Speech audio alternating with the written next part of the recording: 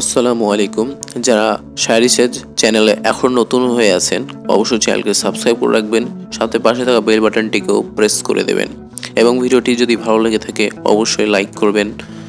So চলুন শুরু করা যাক ভিডিওটি। এক বনে একটা বট গাছ ছিল। একটা ঈগল সেই গাছের উপরে বাসা বাঁধে সেখানে ডিম পেড়েছিল। সেই গাছের নিচে একটি বুনো মুরগিও ডিম পাড়ে।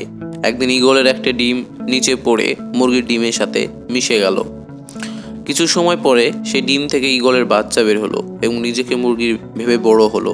বাকি মুরগির সঙ্গে সে বড় হয়েছে। একটি মুরগি যে কাজও করে সেও একই কাজই করে। সে মুরগির মতো ঝাঁকুনি দেয়, মাটি খুঁড়ে শস্য খায় এবং মুরগির যতটা উঠতে পারে ততটাই উঁচুতে সেও উঠতে পারে। একদিন সে আকাশে একটা ঈগল দেখতে পেল, যেটি খুব গর্বের সাথে উড়ছিল। সে তার মা মুরগিকে জিজ্ঞাসা করলো যে পাখিটি খুব গর্বের সাথে উঠছে, তার নামটা কি? মুরগির মা উত্তর দিল সেই পাখিটা একটা ঈগল।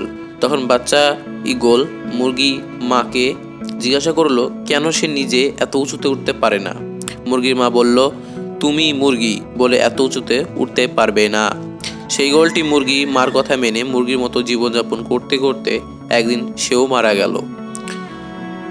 এখান থেকে আমরা গল্পের নীতি কথা বলতে পারি যে আমরা যাই ভাবি না, নতুন কিছু করার চেষ্টা করি না কেন, অন্যরা আমাদের এই বলে থামায় যে তুমি এটা করতে পারবে না, এটা ঘটতে পারে না, এবং আমরা আমাদের সিদ্ধান্তকে পরিবর্তন করি এই ভেবে যে আমি সত্যি এটা করতে পারবো না এবং হাল ছেড়ে দিই।